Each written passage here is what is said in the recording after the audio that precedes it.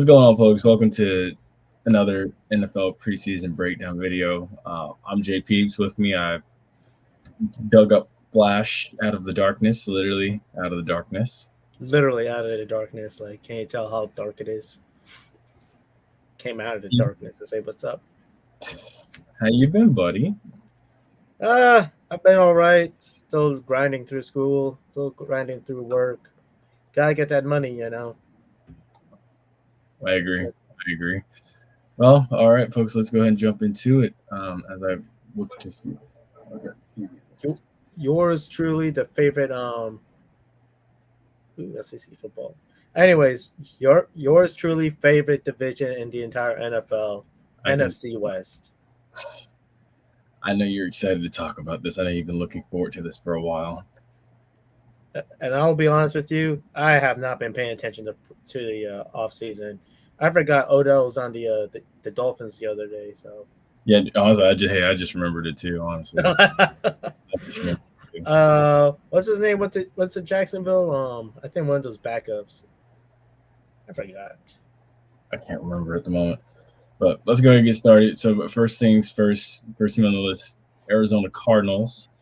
So last year, Arizona was basically the worst team in this division. They went, oh my goodness, hold on. I'm trying to bring it up. Last year, Arizona went 4-13. They added Zay Jones. They lost DJ Humphries. They drafted Trey Benson, Marvin Harrison Jr., and they also went out and got in the draft Elijah Jones and Darius Robinson. So first things first, right out the gate, what will it take to get out of the NFC West dungeon? Management needs a change. That's what needs to happen. I have to say it that way. Yeah. No, management has to change. It's not the players. It's the management. I agree. That's a huge.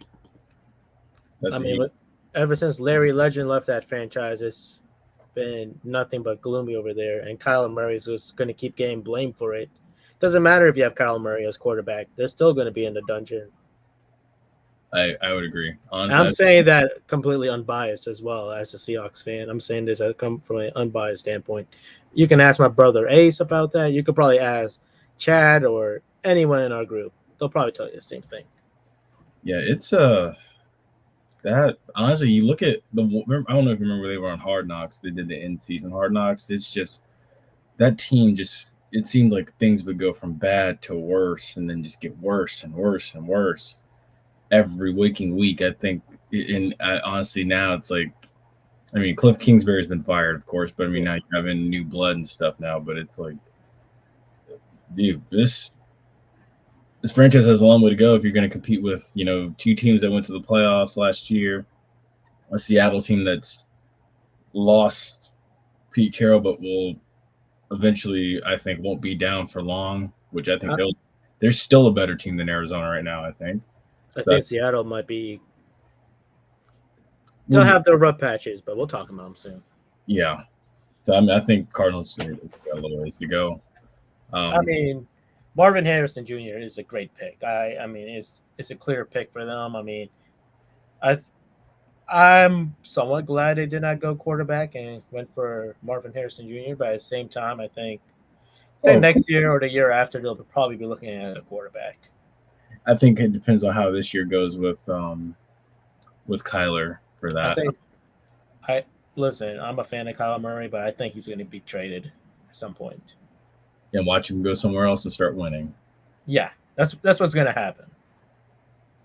How much relief does Trey Benson and Marvin Harrison bring to this offense? I know, I can understand. Kyler Murray's probably been dreaming to get somebody like this since he lost D-Hop, but I mean, I'm sure this has to be a huge boost for him. He's got two young guys in there with him now. He's got a bell cow and Trey Benson that can play multiple downs. Hopefully, he just doesn't burn out. And then you also got probably one of the greatest of all time sons playing wide receiver for you, Marvin Harrison Jr. So, I mean, I think that this is going to lift a huge weight off of his shoulders to carry this offense by himself. So this is very beneficial to the offense. Honestly, I think Marvin Harrison Jr. is definitely going to be help from day one. That's for sure. I don't want to sound like I'm out of. Well, I'm out of it. I'll be honest with you. What position Trey Benson play? Running back, He running back. What university? Florida State. Florida State. Okay, solid pickup. Oh yeah, now it's clicking back together now. Yeah, he was a good back for Florida State. It'll definitely give some relief as well. If you're a Cardinals fans, I would just pay attention to their development as well and pay attention to see how Kyler does as a whole. That's all the best you could hope for. I mean, I don't think Buda Baker's there anymore, right? I don't think so. I think he I left. Last I checked, I could have swore he was. I remember his little spiel on oh my gosh, on Hard Knocks. He was like, no, Buda Baker's still there. Oh, he's still there. Okay. Yeah, Buda Baker's still there. He For some reason, I thought he got traded or something. yeah, he's still there. He just changed his number from 32 to 3. Well deserved. I mean, he's that good to have a single digit number. So. Oh yeah, 100%. Yeah, it's still second round pick, pick 36 for the Arizona Cardinals, still there. Still, basically, honestly, you look at his career highlights and his awards, like 6-time Pro Bowler, and everything. Like, dude, he's outperforming what is expected. I mean, you love to see it from him. He's the bright spot, one of the bright spots on a bad team. Yes, without a doubt. I'm not going to hesitate it and just say outright he is. Yeah. Who's their head coach? And what's his resume like? Ooh. That's something we should talk about. Their head coach is, if it just pop up. Oh my goodness. That's the owner. Okay. Head coach is Jonathan Gannon. This is his second year. He was Philadelphia's defensive coordinator from 2021 to 2022. Wow, that's a short stint. I mean, I know Philly had a solid defense, but man, that's very quick. Hey, look, when you produce in this league, people come calling for you. Yeah, that is true. That is very true.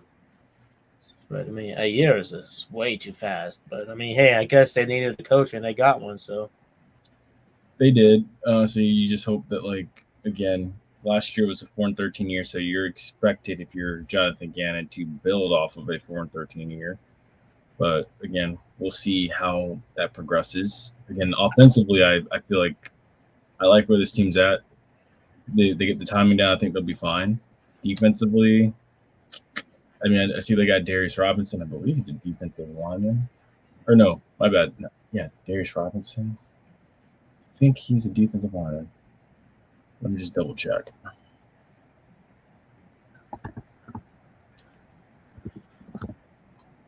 One thing's for certain. I think Cardinals should get more than. I think they'll be like a 5-win team this year. Oh yeah, he's a defensive end. Yeah, defensive end out of Missouri. Let's go over here. What are your expectations for Marvin Harrison Jr. this year? I'm gonna come out and say it. I'm looking for a 1,000-yard season out of him. I can see it. I'm not gonna say no to it. I mean, depends if Kyler Murray's healthy, and it all depends like who's a good backup or not. That's what it comes down to. That's the other thing. You got to keep Kyler Murray healthy. You can't let him continuously get beat up for his stature, his size. I mean, let's be real. Like, you have a quarterback of that stature, you have to protect him, and that's something Arizona has completely failed on Kyler Murray. They have failed miserably. Oh, of course, dude. Of course. Like, it may be a stretch, but if Kyler Murray was playing in Tampa with our current offensive line, he would not be getting hurt. Let's put it that way. Not at all, because I mean, him and Baker Mayfield are about the same size, or almost the same size. Baker's taller. Yeah, Baker's like 2-3 inches taller than him. Yeah, Baker's like my height. I think he might be 6 feet. Yeah, something like that. But I mean, point still stands. I mean, he would not be getting hurt in Tampa Bay if he was behind our Tampa Bay O line. Let's put it that way. There. And that swings us now to the next team on the list, the team that finished in third place in this division. Then that would be the oh my goodness, and that would be the 9-8 Seattle Seahawks, who just really missed out on the playoffs. Really, one game away, and could have tied with Los Angeles. But yeah, There were some bad losses for Seattle this past season. I'll admit it. There were some bad losses, both of them being to LA. The second one really irritated me the most when it just completely crumbled and LA just stormed back. So, but anyways, pass is a pass. Let's look towards the future. I mean, listen, I'm not going to have too much expectations on these Seattle Seahawks. I think third place. So I don't think that's changing unless something bad happens to the Rams. So they added Noah Fant, Pharaoh Brown, Artie Burns. Pete Carroll retired. Jamal Adams is gone. Quandre Diggs is gone. They drafted Byron Murphy out of Texas. They drafted Christian Haynes and Tyrese Knight. What will it be like for Gino without Pete Carroll? Because now you lost Dave Canales, and then you lose Pete Carroll. Yeah, those are some big losses for the Seahawks. I mean, I'll admit it. For a team that already struggles on offense a bit, yeah, those are some blows. But I think the future is bright for the Seahawks. I'm not going to expect too much from this year. I think defensively is where they're going to be focusing on a lot more. I mean, with this defensive head coach and oh my goodness, my memory's failing me today. Mike McDaniels. That's his name, right? I was gonna say I'm pretty sure he's the coach for. No, not Mike McDaniels. No, he was Baltimore defensive coordinator. He was Baltimore's defensive coordinator. So I believe in him. I'll say that much. I believe in him. Mike McDonald. Mike McDonald. Yeah, it's like there's Mike. It's oh my goodness, it's so many. Mix. Yeah. McDonald's. Yeah, so it's because honestly, I'm pretty sure Mike McDaniel is the one in Miami. Mike McDonald is the one in Seattle. Okay. Oh my goodness, I mix them up. It's okay. They both it's a tongue twister. So Mike McDonald is in Seattle. Mike McDaniel is in Miami. So yes, Mike McDonald. Mike McDonald is definitely going to bring a more defensive approach. I would expect less defensive mess ups and hiccups out of the Seahawks team going forward. It may not happen this season, but there's already some pieces that they could already get started on. So, I mean, you know what? They still have DK Metcalf. They still have. Oh yeah, they still have DK. They still have. They still have Kenneth Walker. They still have. Yep. Oh my goodness! How could I forget his name? The Ohio State dude. He's really good as well. Oh my goodness, Jackson Smith and Jigba. Yes, Jackson Smith. And I think they still got Bobo too, and he's been a big piece of the Seattle Seahawks. I think I would still expect if the offense still clicks, I give them 9 to 10 wins. I don't. Hey, it's possible. I mean, listen. I think as long as they can take care of business with the LA Rams and the Cardinals, I think they could go to the playoffs. That's just how I'm going to put it straight up. No BS, no nonsense answer from Flash. If their offense can click properly and they don't have hiccups, I could see them being a 9 to 10 win team, maybe even 11. If they hit 11 wins, they obviously outperformed. So yeah, let's put it that way. I don't see them beating the Niners anytime soon, though. Niners are still the top dogs in NFC West. I would agree with that. Listen, as a Seahawks fan, I would say, hey, maybe if they beat the Niners one game, I would be happy. If they can make that a routine, if at least stealing one game from the Niners and then okay, they're going places. So it's crazy. We physically were seeing over the past couple of years that the 49ers kind of take this division away from them. And like we didn't even really realize it. We were like, you know what? Oh, Seattle's gonna find a way. They're gonna find a way eventually, and then they'll still stay on top forever. Nope. Slowly but surely, gradually, San Francisco was just kind of just snatching this division away, and now Seattle's in a spot where we don't even recognize this team anymore that used to be the Legion of Boom. Well, speaking of Legion of Boom, I could see Mike McDonald bringing. I wouldn't call it Legion of Boom, but they're going to be bringing back stifling defenses. I could definitely see that coming under this defensive mind head coach for sure. Mm-hmm. I think that's going to be what's going to be happening in Seattle. I mean, they already have some great safeties and DBs already. Right. Yeah. Well, I guess it kind of explains what the secondary will look like. I mean, you Brady Diggs and Jamal Adams, but I mean, you got to replace it with new blood. Yeah, I mean, I think Diggs might be a bigger loss than Jamal Adams, to be frank with you. Oh, of course. But I mean, they still have some great DBs and some great safeties that they could rely on as well. Mm-hmm. So, I mean, as long as they have that, I think. I mean, yeah, you brought in Artie Burns, who is he's going to have to start. Yeah, he's going to have to start. I mean, Artie Burns is very athletic. I mean, very athletic, Miami native. Came out of Miami Northwestern High School, actually. And with that takes us now to the LA Rams. So they added Jimmy G, Tre'Davious White. They lost Aaron Donald to retirement, Michael Brockers to retirement. They lost their OC Liam Cohn and Brian Allen. They drafted Jared Verse, Brandon Fisk, and Blake Corum. So they got two interior players that will be huge in replacing Aaron Donald and Michael Brockers. And then they also got Blake Corum, who's also that star running back out of Michigan. So yeah. How do you replace someone like Aaron Donald? Those two drafts. He's an enigma by himself. I don't know. That's a guy you cannot easily replace, plain and simple. Yeah, no, he's not. He's really not. Like, it's his physical presence alone. He terrifies quarterbacks. Let's put it that way. He terrifies quarterbacks. Mm-hmm. So, I mean, let's put it this way. The Seattle Seahawks are going to have a somewhat better time playing the Rams now that Aaron Donald's gone.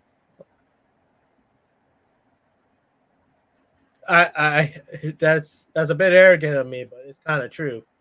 I mean, hey, you still got to figure out a way to stop Jared Goff. Or not Jared Goff, my gosh, Matthew Stafford. You still got to figure out a way to stop Stafford.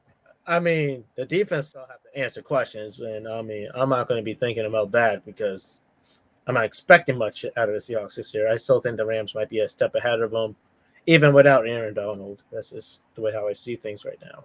Plus, you guys still think they still have Sean McVay. They still have Sean McVay, yes. But I mean, at the same time, I mean, the wheels are starting to fall apart on the Rams a little bit, slowly but surely. The playoffs, actually. Speaking of, which is funny you say that. Well, I mean, like it's like a downward slope. I think what's going to happen because they did give up a lot of picks for Matt Stafford as well, a lot of pieces.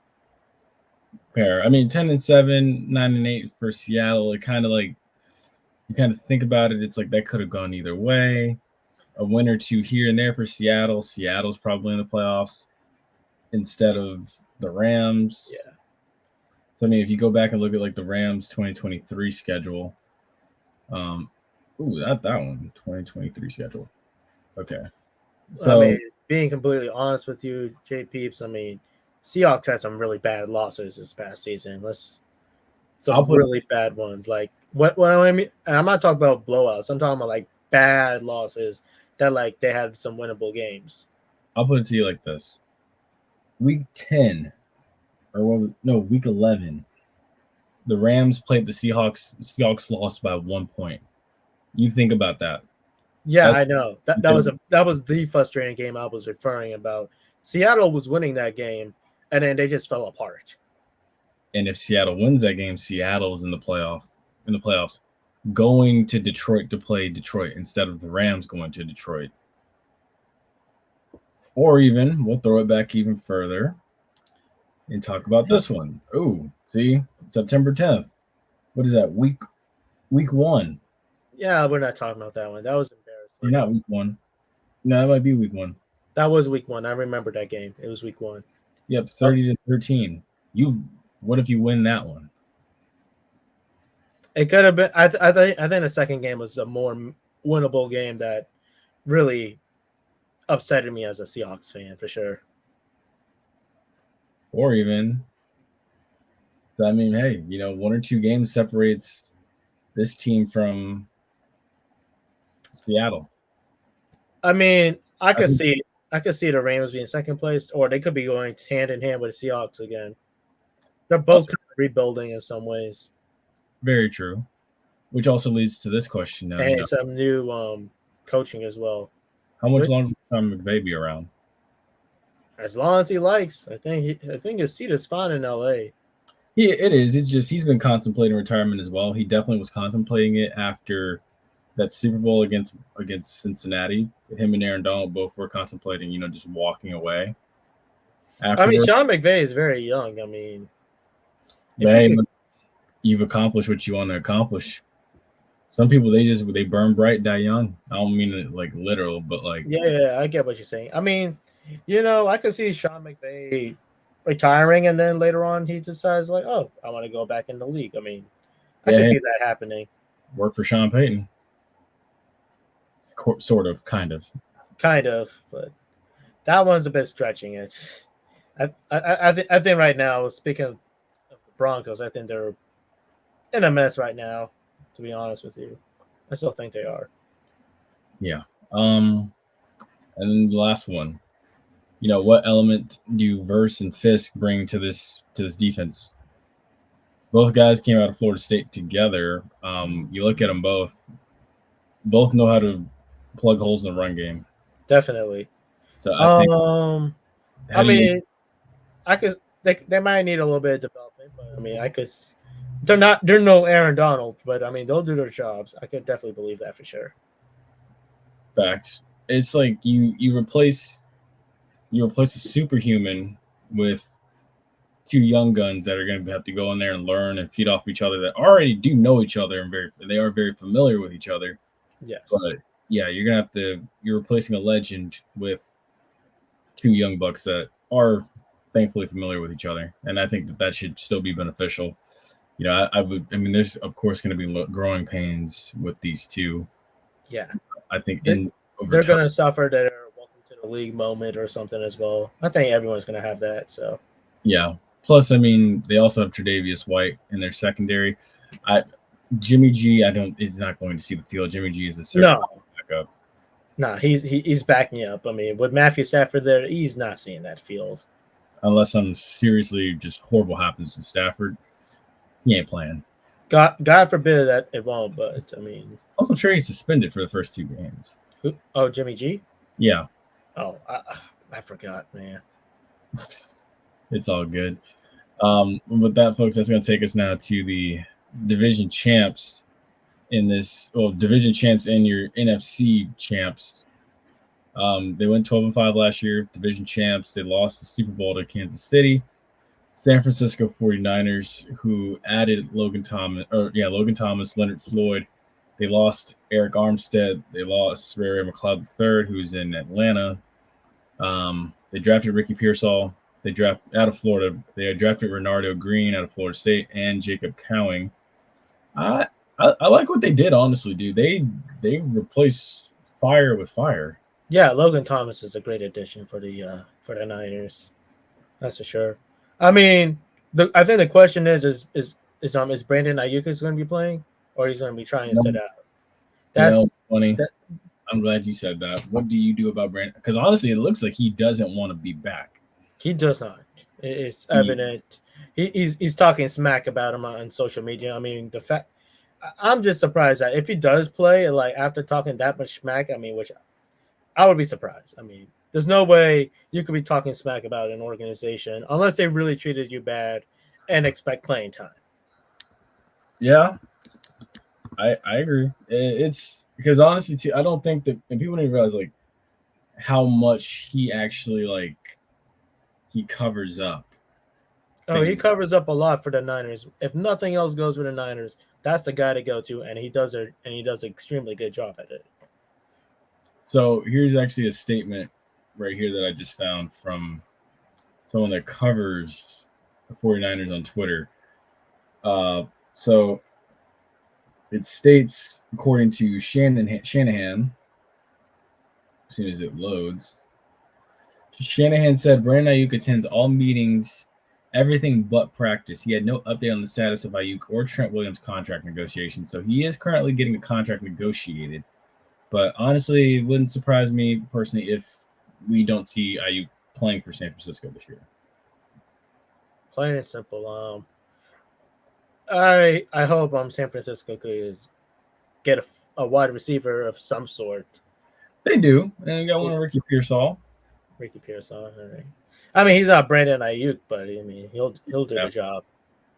That part. Brandon Ayuk is like a wide receiver too in the NFL, and wide receiver twos are a very big part in the NFL. That's for sure. And this is what you're in to answer this question of like, what is the offense look like without Ayuk in it? Let's put it this way. Remember the Ravens game? Yeah, I think it was the Ravens game. If Ayuk wasn't in that game, San Francisco would have lost by a bigger margin.